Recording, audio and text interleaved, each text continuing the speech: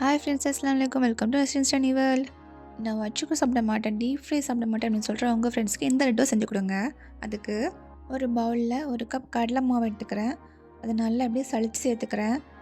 கண்டிப்பாக சளிச்சு தான் சேர்க்கணும். அப்போ தான் நம்ம தண்ணி ஊற்றி பேஸ்ட் ரெடி பண்ணும்போது அதை கட்டி விழாமல் இருக்கும். இப்போ இது கூடவே ஒரு பிஞ்ச் சால்ட் சேர்த்துக்கிறேன். சால்ட் சேர்த்து நல்லா கலந்து விட்டுக்கோங்க.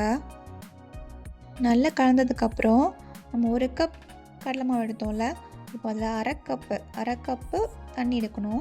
ஒரு கப்புக்கு அரை கப்பு தான் கரெக்டாக இருக்கும். நல்லா மிக்ஸ் பண்ணிக்கோங்க.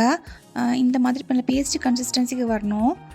இப்போது ஒரு இட்லி தட்டில் நெய் தடவிட்டு அதில் இந்த மாவை சேர்த்து இட்லி குக்கரில் தண்ணி நல்லா கொதிச்சதுக்கு அப்புறமா இந்த தட்டை வச்சு வேக வைக்கணும். இட்லி பாத்திரத்தில் வைக்கும் போது அடித்தட்டில் வைக்கக்கூடாது. இருக்கிறதுலே ஃபஸ்ட்டு மேல் தட்டு இருக்குல்ல, அதில் வைக்கணும். 2 தட்டு வச்சு நான் 3ஆவது தட்டில் ஃபஸ்ட்டு தட்டில் தான் வச்சுருக்கேன். அப்போ தான் தண்ணி படாமல் இருக்கும். கரெக்டாக 10 நிமிஷம் வேக வச்சா போதும். கரெக்டாக வெந்திருக்கும். வெந்துடுச்சா மாவு ஒட்டாமல் வருதான்னு செக் பண்ணி பார்த்துட்டு எடுங்க. இப்போ எல்லா இட்லியே எடுத்து ஒரு பவுலில் மாற்றிக்கலாம். கொஞ்சம் சூடாறட்டும். சூடாறினதுக்கப்புறம் அதை நல்லா சின்ன சின்ன பீஸாக கட் பண்ணிக்கோங்க. கட் பண்ணி எடுத்துகிட்டு அதை மிக்ஸி ஜாரில் சேர்த்துக்கோங்க. எல்லா இட்லியும் இந்த மாதிரி ஜாரில் சேர்த்ததுக்கப்புறம் பல்ஸ் மோடில் கிரைண்ட் பண்ணுங்கள். ரொம்பலாம் வேண்டாம், 2 பல்ஸ் கொடுத்தா போதும். இந்த மாதிரி பூந்தி மாதிரி நமக்கு கிடச்சிரும்.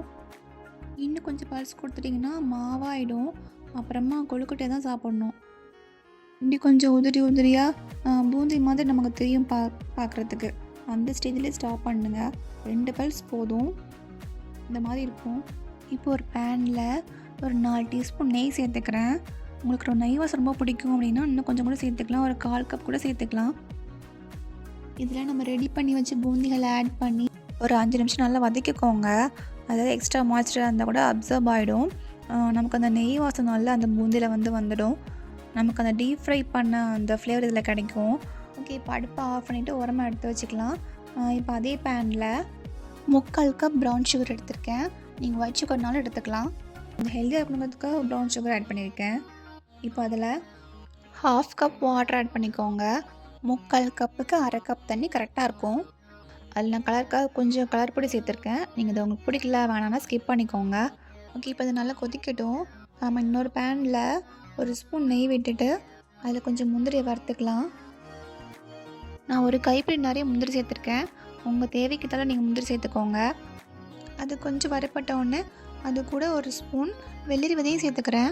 எடுத்து ஓரமாக வச்சுக்கலாம்.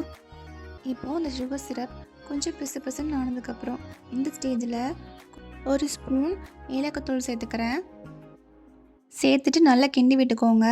இப்போ பார்த்தா தெரியும், கொஞ்சம் இப்படி கை வச்சு இப்படி எடுத்ததும் லேசாக ஒரு கம்பி வந்துட்டு கட் ஆகும். நம்ம வறுத்து வச்சுருக்க பூந்திகளை இதில் கொட்டிட்டு நல்லா கிண்டி விட்டுருங்க. இந்த ஸ்டேஜில் நம்ம வறுத்து வச்ச முந்திரிகளை இது கூட சேர்த்துக்கலாம். சேர்த்துட்டு நல்லா கிளறி கொடுத்துக்கோங்க. அடுப்பை ஆஃப் பண்ணிடலாம்.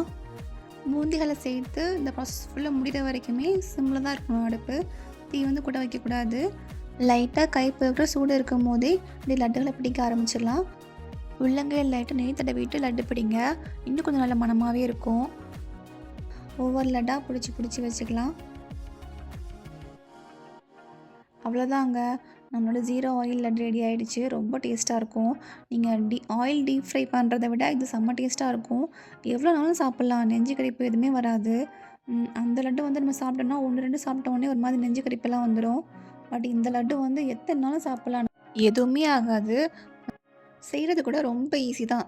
பிகினர் கூட செஞ்சுக்கலாம். ரொம்ப டேஸ்டியாகவும் ரொம்ப ஹெல்த்தியாகவும் இருக்கும். கண்டிப்பாக செஞ்சு பாருங்கள். செஞ்சு பார்த்துட்டு சொல்லுங்கள் எப்படி இருக்குன்னு.